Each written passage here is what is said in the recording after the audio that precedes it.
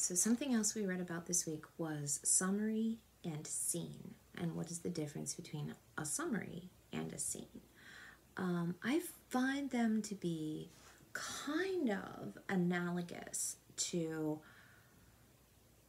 story and plot, right? So as we know, as we read last week, the plot is the part of the whole story that we choose to share with our readers. We know all sorts of things about the story that don't ever really show up in the plot, but they still drive and hold the plot together, right? Summary is big like story, except we show the summary to our readers. But I find that that analogy, summary, is, or that similarity, to be helpful for me, because plot is the whole plot is still a small slice of the big story. Similarly, a scene is a tiny, small incident that we zero in on and we focus in on. And scene is where, in a scene, is where all the action takes place, or where all of the details are filled in. Whereas summary just kind of gives us a sense of what happens. So summary can function sort of as a transition, right? So it can cover a long period of time, and it can collect a lot of information that can help us to understand what's happening from scene to scene. Where scenes, generally relative to summary, cover a short amount of time and are packed full of details. So summary can help us understand the motives of our characters. It can help us to move through time and get us from scene to scene. So it can function sort of as a transition. Scenes, of course, are the places where we really give our readers the chance to engage with our characters and with the action of our stories. And so what makes a good scene good, right? I would say, and all of our reading would also suggest, that concrete and specific details are really helpful. Sometimes you can use a concrete and specific detail to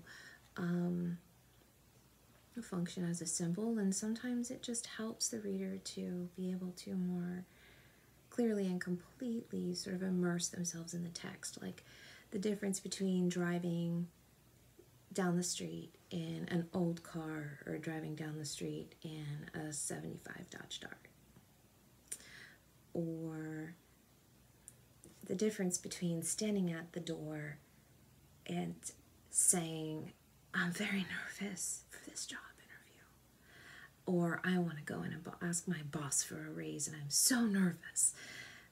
Instead, maybe like the details of that scene, rather than it's show don't tell. The details of that scene might be, you walk up to the door, and the character walks up to the door, and they reach for the door handle, and they put their hands back at their side, and they take a deep breath, and they rehearse what they're going to say, and then they pick up their hand to knock on the door, and they count to 3, and then they knock, and then they wait, and it feels like forever before their boss opens the door.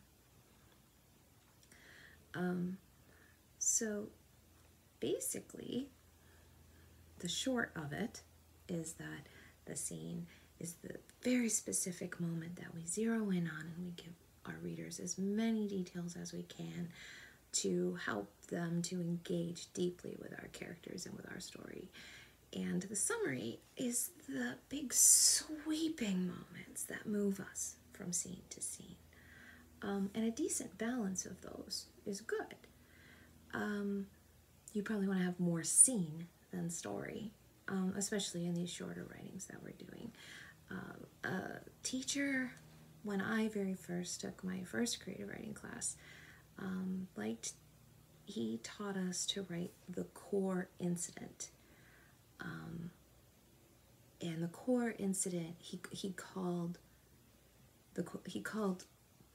those moments, the scenes, all core incidents. And he said it's very intimidating to think about writing a whole novel, or even to think about writing like a whole 2,000 word story, especially when you're first starting out. And instead, to think about it like a loaf of bread.